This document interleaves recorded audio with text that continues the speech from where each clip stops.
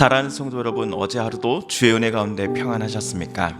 2021년 9월 9일 목요일 아침 매일 성경 말씀 묵상 시간입니다. 다 같이 사도신경으로 신앙 고백하며 오늘 말씀 묵상 시간 함께 시작하겠습니다. 나는 전능하신 아버지 하나님, 천지의 창조주를 믿습니다. 나는 그의 유일하신 아들 우리 주 예수 그리스도를 믿습니다. 그는 성령으로 잉태되어 동정녀 마리아에게서 나시고 본디오 빌라도에게 고난을 받아 십자가에 못 박혀 죽으시고 장사된 지 사흘 만에 죽은 자 가운데서 다시 살아나셨으며 하늘에 오르시어 전능하신 아버지 하나님 우편에 앉아 계시다가 거기로부터 살아있는 자와 죽은 자를 심판하러 오십니다. 나는 성령을 믿으며 거룩한 공교회와 성도의 교제와 죄를 용서받는 것과 몸의 부활과 영생을 믿습니다. 아멘. 오늘 우리가 함께 읽을 기록된 하나님 말씀은 출애굽기 제21장 1절에서 6절까지의 말씀입니다. 구약 113쪽경에 있는 출애굽기 제21장 1절에서 6절까지의 말씀입니다. 내가 백성 앞에 세울 법규는 이러하니라. 내가 히브리 종을 사면 그는 6해 동안 섬길 것이요 7째 해에는 몸값을 물지 않고 나가 자유인이 될 것이며 만일 그가 단신으로 왔으면 단신으로 나갈 것이요 장가 들었으면 그의 아내도 그와 함께 나가려니와 만일 상전이 그에게 아내를 주어 그의 아내가 아들이나 딸을 낳았으면 그의 아내와 그의 자식들은 상전에게 속할 것이요 그는 단신으로 나갈 것이로되 만일 종이 분명히 말하기를 내가 상전과 내 처자를 사랑하니 나가서 자유인이 되지 않겠노라 하면 상전이 그를 데리고 재판장에게로 나갈 것이요 또 그를 문이나 문설주 앞으로 데리고 가서 그것에다가 송곳으로 그의 귀를 뚫을 것이라. 그는 종신토로 그 상전을 섬기리라. 아멘. 어제 하나님께서는 모세를 통해 이스라엘 사람들이 만들어서는 안 되는 것, 반면 반대로 되는 것에 대하여 각각 말씀하셨습니다.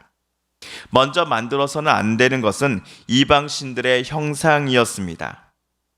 그리고 만들어도 되는 것은 여호와 하나님께 제사를 드리기 위해 제물을 올려다 놓을 용도의 제단이었습니다. 다만 흙이나 바위로 만들되 바위에는 정교한 문이나 장식을 해서는 안 됩니다. 또한 계단을 만들어서도 안 됩니다. 한편 오늘부터 우리가 읽을 본문에서는 하나님께서 모세를 통해 이스라엘 백성들에게 전달해 주신 법규가 나옵니다. 이스라엘은 신해산 계약을 통해 하나님의 백성이 되었습니다. 하나님의 백성으로서 하나님 앞은 물론이요 사람들과의 관계 속에서도 거룩하고 진실하며 또한 신실하게 살아가야 할 책임과 의무를 가지게 되었습니다. 오늘부터 우리가 읽어나갈 법규들은 하나님께서 이스라엘에게 직접 주신 것으로서 이스라엘 사람들이 다른 사람들과의 관계 속에서 꼭 지켜야 할 법규들이었습니다. 우리로 따지면 민법에 해당한다라고 말할 수 있겠습니다. 오늘은 그 첫 번째 시간으로서 히브리인이면서 누군가의 종으로 살아가는 남자에 대한 권리와 또 의무에 대해 하나님께서 지정하신 그 법률에 대해 한번 살펴보도록 하겠습니다. 먼저 2절에서 6절까지 단락에서는 남자 히브리 종에 관한 법규가 등장합니다. 먼저 2절을 새 번역으로 읽어보겠습니다. 너희가 히브리 종을 사면 그는 6해 동안 종살이를 해야 하고 7해가 되면 아무런 몸값을 내지 않고서도 자유의 몸이 된다. 하나님이 지시하신 바에 따르면 남자 히브리 종은 본인을 돈을 주고 고용한 집주인을 위하여 6년간 일해야 합니다. 그런데 제7번째 해가 되면 자유의 몸이 됩니다. 꽤 파격적인 법안입니다. 그리고 남자 히브리 종이 결혼한 아내와 함께 주인 집에서 6년간을 일했다 한다면 이들 부부 모두 제7년째 자유의 몸이 됩니다. 남자 너는 나가고 너의 부인은 여기 남아 있어야 된다라고 말할 수 있는 것이 주인에게는 그런 권리가 없습니다. 그런데 만약 집주인이 소개시켜준 여인과 남자 히브리 종이 결혼하였다거나 이들 부부 사이에 아이를 낳게 된다 한다면 제7년 차가 될 때에 남자 히브리 종만 자유의 몸이 됩니다. 종의 아내 그리고 자녀들은 모두 주인의 소유가 되어 집 밖으로 나아갈 수 없습니다. 이 규약은 오늘날부터 약 4,000년경 고대 근동 시대의 눈으로 바라볼 때에만 우리는 이해할 수 있습니다. 그 당시 결혼 제도에서 신부 집안은 신랑에게 결혼 지참금을 요구할 권리를 갖고 있었습니다. 이런 관점에서 볼 때 히브리 남종에게 아내 될 여인을 소개해준 집주인은 신부의 부모 또는 법적 대리인이 되는 것입니다. 그렇게 제7년 차가 되었어도 집주인은 히브리 남종의 아내와 그리고 그의 자녀들의 법적 대리인으로서의 자격을 계속 유지할 수 있었던 것이었습니다. 제7년 차가 되었을 때 히브리 남종이 자기 아내와 자녀들과 함께 살고자 한다면 그는 어떻게 해야 할까요? 우리 5절과 6절을 세 번역으로 다시 읽어보겠습니다. 그러나 그 종이 나는 나의 주인과 나의 처자를 사랑하므로 혼자 자유를 얻어 나가지 않겠다 하고 선언하면 주인은 그를 하나님 앞으로 데리고 가서 그의 귀를 문이나 문설주에 대고 송곳으로 뚫는다. 그러면 그는 영원히 주인의 종이 된다. 히브리 남종이 제7년 차가 되었어도 자기 가족과 함께 살고 싶다고 한다면 집주인은 그를 하나님 앞으로 데리고 갑니다.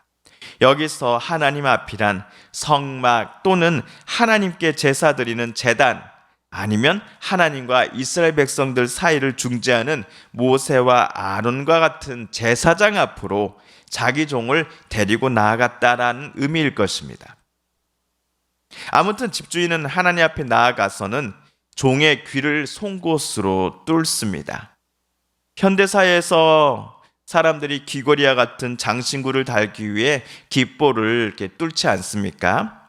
마찬가지로 모세 당시 집주인들은 자기 집에 계속 남겠다고 하는 히브리 남종 6년이 열심히 일해놓고 7년 차에 자유의 몸이 되었어도 계속 여기에 있겠습니다라고 말하는 이 히브리 남자 종의 귀를 뚫었던 것입니다.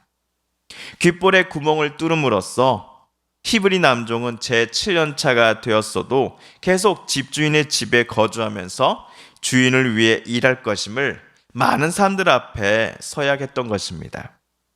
그는 자기 혼자서 자유인으로 사는 것보다 비록 종이라 할지라도 사랑스러운 아내와 또 귀여운 자녀들과 평생을 함께 사는 것이 더 값진 인생이라고 판단했기 때문일 것입니다. 그 종의 주인의 입장에서 하나님이 주신 오늘 법을 생각해 볼까요?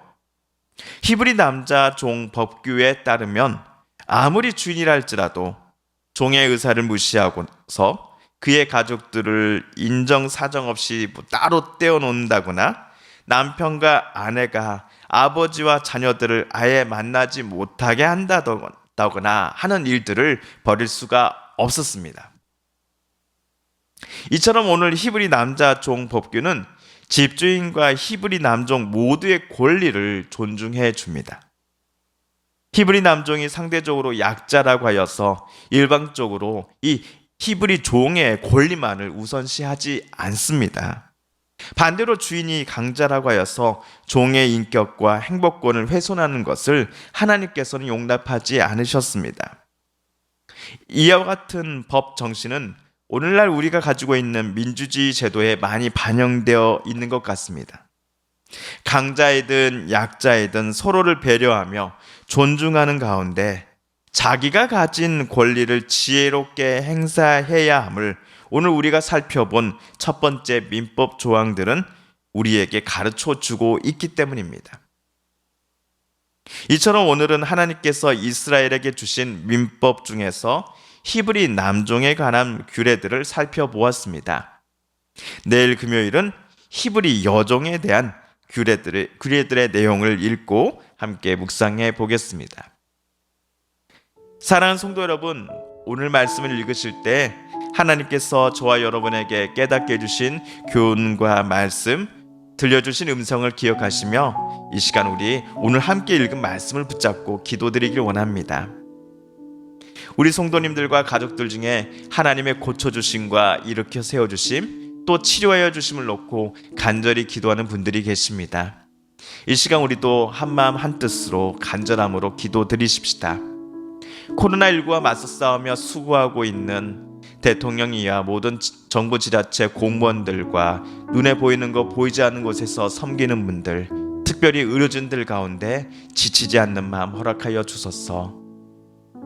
코로나19로 인하여서 아파하고 힘들어하며 쓰러져 있는 이들이 어서 속히 나음을 잊게 하여 주시고 앞날에 대한 소망과 미래를 다시금 회복하게 하여 주소서. 마지막으로 우리가 가지고 나오는 간절한 기도 제목, 하나님께 아뢰며 하나님의 은혜 보좌 앞으로 더 가까이 나아가겠습니다. 함께 기도합니다.